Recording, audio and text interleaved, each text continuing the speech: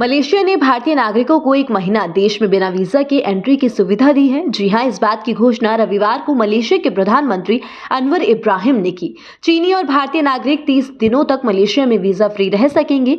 Malaysia economic growth को support देने के लिए ऐसा कर रहा है और इससे पहले श्रीलंका, थाईलैंड भी वीजा फ्री एंट्री का ऐलान कर चुके हैं। वहीं चीन ने भी शुक्रवार को कहा था कि वो मलेशिया सहित कुछ देशों के नागरिकों को बिना वीजा के देश में एंट्री की परमिशन देगा। ये 1 दिसंबर से लागू होगा और अगले साल 30 नवंबर तक चलेगा। ट्रैवलर्स 15 दिनों तक चीन में वीजा फ्री रह सकेंगे। इससे 6 महीने पहले खबर आई थी कि वियतनाम भी भारत के ट्रैवलर्स के लिए वीजा फ्री एंट्री शुरू कर सकता है।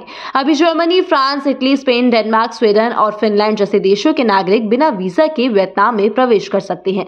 रिपोर्ट्स के मुताबिक वियतनाम ने पर्यटन में सुधार लाने के लिए चीन और भारत जैसे प्रमुख बाजारों के लिए शॉर्ट टर्म वीजा वेवर देने को कहा है। टूरिज्म इंडस्ट्री को बूस्ट देने के लिए ऐसा किया जा रहा है। अगस्त के मिड से वियतनाम ने सभी देशों के लोगों के लिए ई वीजा जारी करना शुरू किया है। इस साल के पहले 10 महीनों में वियतनाम में लगभग 1 करोड़ इंटरनेशनल विजिटर आए, जो 2022 की इसी अवधि की तुलना में 4.6 गुना ज्यादा है।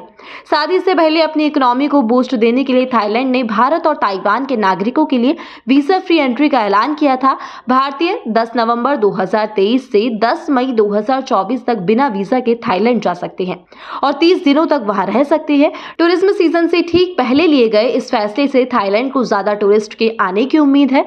थाई सरकार के प्रवक्ता ने कहा कि इस स्कीम से लगभग 14 लाख टूरिस्ट के आने की उम्मीद है। इससे लगभग $1.5 बिलियन यानी कि करीब 12,000 करोड़ रुपए का रेवेन्यू जनरेट होगा। वहीं प्रधानमंत्री श्रेथा थाविसिन ने कहा कि हम भारत और ताइवान के नागरिकों को वीजा फ्री एंट्री देंगे क्योंकि उनके बहुत से लोग थाईलैंड की यात्रा करना पसंद करते हैं। इससे पहले सितंबर में थाईलैंड ने चीनी नागरिकों के लिए भी वीजा फ्री एंट्री का ऐलान किया था। 2019 में थाईलैंड घूमने के लिए सबसे ज्यादा लोग चीन से पहुंचे थे। थाईलैंड के रिकॉर्ड 3.9 करोड़ अराइवल्स में से 1.1 करोड़ अराइवल चीन के थे। इस साल जनवरी-अक्टूबर के बीच थाईलैंड में 2.2 करोड़ पर्यटक आए। इन पर्यटकों से थाईलैंड को $25.67 बिलियन यानी कि करीब 2.1 लाख करोड़ रुपए का रेवेन्यू मिला। इनमें से लगभग 10 लाख रूसी पर्यटक थे। वहीं जनवरी-सितंबर के बीच 12 लाख भारतीयों ने थाईलैंड विजिट किया।